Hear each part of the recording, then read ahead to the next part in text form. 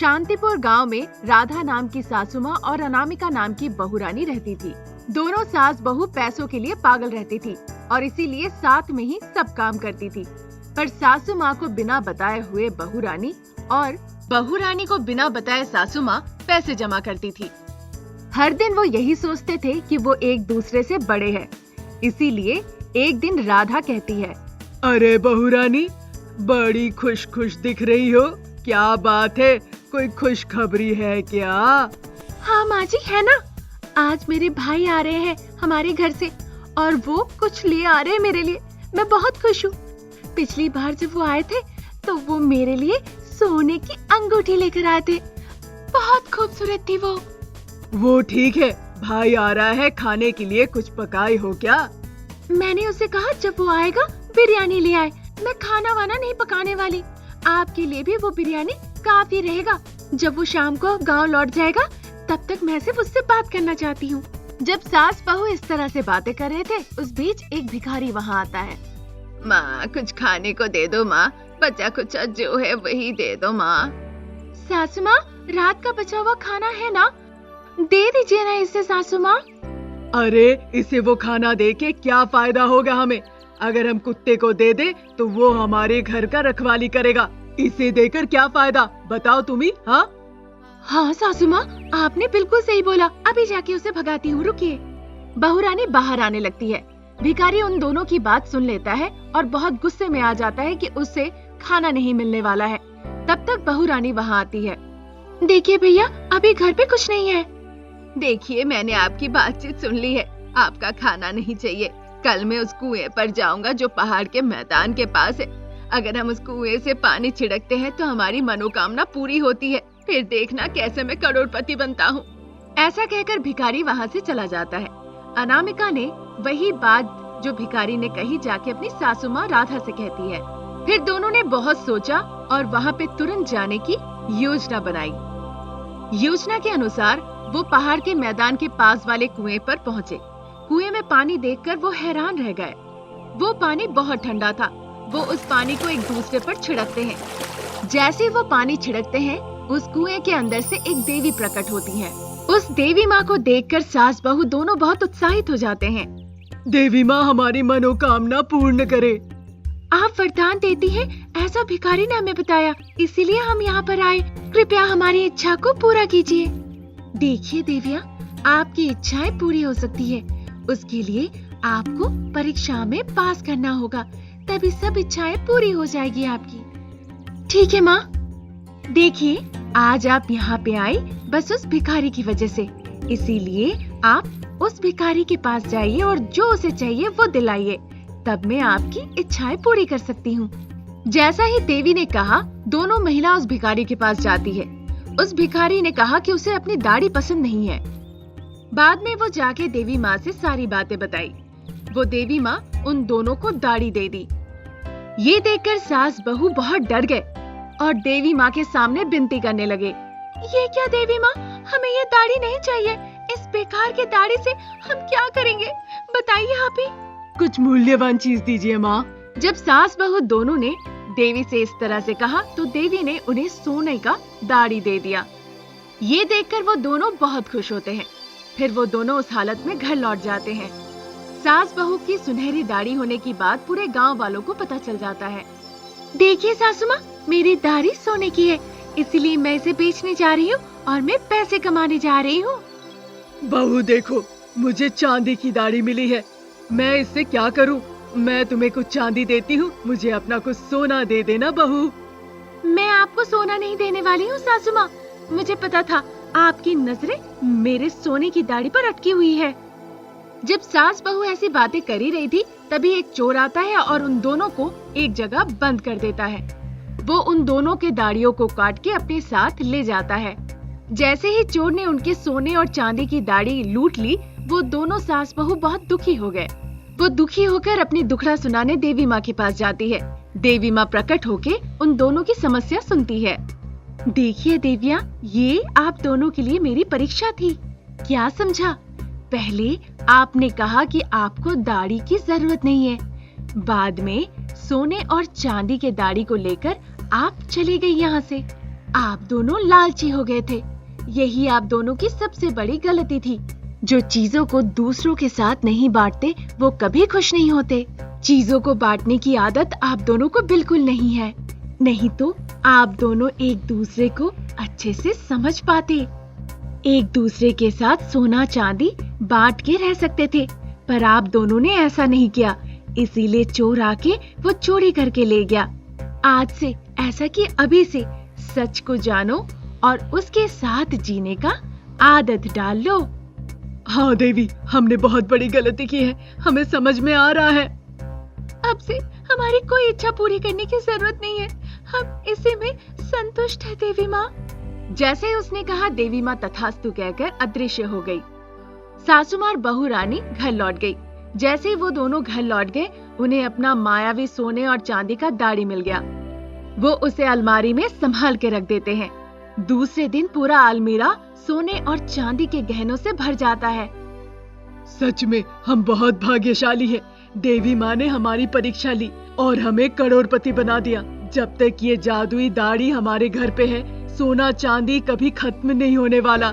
ये बात तो अब हम समझ ही गए हैं अच्छे से। हाँ सासू माँ, रात में जब देखा था इतने सोने नहीं थे, पर सुबह में सब आ गए। इससे हमें बहुत खुश होना चाहिए, साथ ही इससे हमें जरूरतमंदों की मदद करनी चाहिए सासू माँ। ठीक है बेटा, जब भी कोई जरूरतमंद हो उसे मदद कर सकते हैं, साथ ही गाँव वालों की भी मदद कर सकते हैं। उस दिन से सास और बहू बहुत खुश होते हैं। उस घर में सोना चांदी दिन ब दिन बढ़ता ही जाता है। इससे वो लोगों की मदद करते हैं और उनकी जरूरतों को पूरी करते हैं, और ऐसा करके वो दोनों बहुत खुश होते हैं। रमेश, शारदा और अनामिका घर में बैठे हुए थे। तभी रमेश सर पकड़ के बैठ गया और कहने लगा, मुझे नहीं लगता है कि मुझसे कोई भी काम हो पाएगा। रमेश की बातें सुन के शारदा कहती है, वैसे भी तुझसे कोई काम नहीं होता है, अब नई क्या बात हो गई? अरे माँ, तुम देख नहीं रही पेट्रोल के भाव कितने बढ़ गए हैं। अब रोज बाजार से आना जाना, मेरा दुकान जाना, अनामिका का ऑफिस जाना, बच्चों के स्कूल, सब कुछ तो हमारी गाड़ी से ही होती है ना। पेट्रोल महंगी होने से सब कुछ मुश्किल हो जाएगा अब। रमेश को इस तरह परेशान होते देख शारदा कहती है, तब तू एक काम कर बेटा, अपना दुकान घर के सामने ही खोल दे, बहू को जॉब छोड़ने के लिए कह दे और बच्चों को सरकारी स्कूल में डाल दे, तो पैदल स्कूल चले जाएंगे। सासू माँ की ऐसी बातें सुन के अनामिका कहने लगती है, अरे सासू माँ, इनकी दुकान भले ही आप घर के सामने खोल दे, बच्चों का भले स्कूल बंद करवा दे, पर मैं तो मेरी नौकरी नहीं छोड़ने वाली। अनामिका की बातें सुन के शारदा को बड़ा गुस्सा आता है और वो कहने लगती है, हाँ हाँ, बड़े 2-3 लाख की सैलरी लेके आती है ना, घूम फिर के 5,000 लेके आती है और पेट्रोल का खर्च 3,000। मैंने जैसा कहा वैसे ही करो और कल से अनामिका का ऑफिस जाना बंद करो। सासू माँ की गुस्से भरी बातें सुन के अनामिका मनी मन सोचती है, सासू माँ तो लगता है मुझे ऑफिस जाने नहीं देगी आप, लेकिन मैं अपनी गाड़ी में खुद पेट्रोल भरवा लूंगी, कुछ आइडिया लगानी पड़ेगी। अनामिका इस तरह सोचती है। रात के वक्त अनामिका अपने पार्किंग में जाके गाड़ियों का पेट्रोल चुराकर अपनी गाड़ी में डाल लेती है। अब सवेरे जब अनामिका ऑफिस जाने लगती है, तब उसे शारदा आके रोकती है और कहने लगती है, अरे बहू, ऑफिस कैसे जा रही है? पेट्रोल तो तेरी गाड़ी में है ही नहीं। अरे माँ जी, मैंने तो 8 दिनों का पेट्रोल पहले ही भर लिया था। अनामिका की बातें सुन के शारदा बड़ी आश्चर्य होती है और कहती है, कल तो कह रही थी कि पेट्रोल नहीं है और रातों ही रात पेट्रोल 8 दिनों का भर लिया। तेरे मायके से मनी ऑर्डर तो नहीं आया? हाँ? अरे सासू माँ, आजकल सब फोन पे या गूगल पे करते हैं। अनामिका की बातें सुन के शारदा को शक होता है और वो कहने लगती है, ज्यादा होशियारी मत बता, तेरे मायके में इंटरनेट तो है नहीं, बात कर रही है गूगल पे की, सच सच बता। शारदा की धमकी सुन के अनामिका झट से कहती है, माँ जी, मुझे याद ही नहीं था, मैंने मेरे एक्स्ट्रा टाइम के पैसे ऑफिस से कल ही लिए थे और उसी से 8 दिनों का पेट्रोल डाल लिया था। ऐसा कहकर अनामिका वहाँ से चली जाती है। तभी वहाँ शारदा की पड़ोसन सरला आती है। उसे देखकर शारदा कहती है, खाली वक्त मिला कि नहीं और तू आ गई लहराती हुई। अरे जरा घर पर ध्यान दिया कर सरला की बच्ची। उसकी बातें सुन के सरला कहती है, अरे सुनो तो। सुना, जितनी चुगलियां सुना सकती है सुना, नहीं तो दिन भर तेरा पेट खराब रहेगा। तभी सरला शारदा से कहने लगती है, तुम्हें पता है शारदा बहन, अपने सोसाइटी में क्या हो रहा है? हाँ पता है, सारी लड़कियां जवान हो गई है और अपने मोहल्ले के लड़के लड़कियों के पीछे मटर गश्ती करते हैं। शारदा कहती है। तभी सरला उस बात को नकारते हुए कहती है, अरे भाई वो तो पुरानी बात हो गई है, अब नहीं सुन। आजकल रात आधी रात गाड़ियों से पेट्रोल गायब हो रहे हैं। ये सुन के शारदा बड़ी आश्चर्य होती है और कहने लगती है, अच्छा तो ये बात है, पेट्रोल की चोरी हो रही है, मतलब पेट्रोल चोर कहीं आसपास ही है, हमें उसे पकड़ना चाहिए। शारदा की ऐसी बातें सुन के सरला कहती है, शारदा ये काम तो तू ही कर सकती है, तू तो पहले पुलिस डिपार्टमेंट में काम कर चुकी है ना। हाँ सरला, पर अब तो मैं रिटायर हो चुकी हूँ। शारदा की ऐसी बातें सुन के सरला कहती है, अरे लेकिन वर्दी तो अभी भी तुम्हारे पास ही है ना।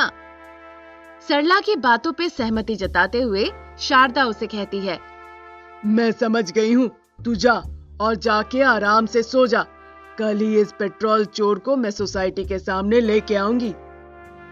फिर से उस रात अनामिका जब गाड़ी का पेट्रोल चुरा रही थी, तभी शारदा पुलिस की वर्दी में आकर उसे पकड़ लेती है। उसे देखकर अनामिका कहती है, अरे माँ जी, आप और वो भी पुलिस की वर्दी में, कौन सी नाटक कंपनी में काम करने लगी हैं अब आप? अनामिका की ऐसी बातें सुन के शारदा को बड़ा गुस्सा आता है और वो कहती है, अरे बगल में छोरा और गांव में ढिंडोरा, चोरनी तो अपने ही घर की निकली।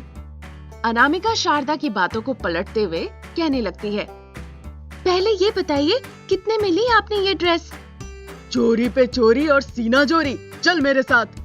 अरे अरे माँ जी, लेकिन आप तो रिटायर हो गई हैं, अब आपकी कौन सुनेगा? अनामिका कहती है। उसकी बात पर शारदा कहने लगती है, अच्छा कोई सुने ना सुने, मोहल्ला पूरा सुनेगा, बुलाकर ले आती हूँ मैं सबको। तभी अनामिका अपनी अकल लगाती है और सासू माँ से कहने लगती है, अरे नहीं माँ जी, पेट्रोल तो मैं आप ही के लिए चुरा रही थी। बकवास बंद कर, चल मेरे साथ। शारदा गुस्से में कहती है। फिर अनामिका कहने लगती है, अरे सासू माँ, पूरी बात तो सुनिए, अब से मैं आपको पूरी सैलरी हाथ में ला कर दूंगी, पेट्रोल के पैसे जो बचा लूंगी, और जितने ज्यादा पैसे बचेंगे वो सब आपके बीमारी में काम आएंगे, हॉस्पिटल में तो भर्ती होना ही पड़ेगा ना आपको। अनामिका की ऐसी बातें सुन के शारदा कहती है, अरे फिर कर दी ना छोटे मुंह वाली बात, घर की बात है इसीलिए छोड़ती हूँ, लेकिन सीधे सीधे सुधर जा वरना थाने ले जाऊंगी। शारदा की धमकी सुन के अनामिका ने भी अपनी शर्त रख दी। ठीक है माँ जी, आप कहती हैं तो मैं पेट्रोल नहीं चुराऊंगी, लेकिन एक शर्त है। हाँ बोल, कब मेरा पीछा छोड़कर जाएगी अपने मायके? मैं अभी टिकट करवा देती हूँ। अरे सुनिए तो माँ जी, मुझे मेरी बस नौकरी करने दीजिए, भले ही मुझे आप साइकिल पे जाने दे। अनामिका की ऐसी बातें सुन के शारदा का दिल पिघल जाता है और वो कहती है, अरे पगली, तो पहले क्यों नहीं कहा? कल ही जाके नई साइकिल खरीद लेना और नौकरी पे चले जाना। फिर दूसरे दिन से ही अनामिका साइकिल से अपने नौकरी पे जाने लगती है और शारदा उसे देखकर बाय बाय कहती है।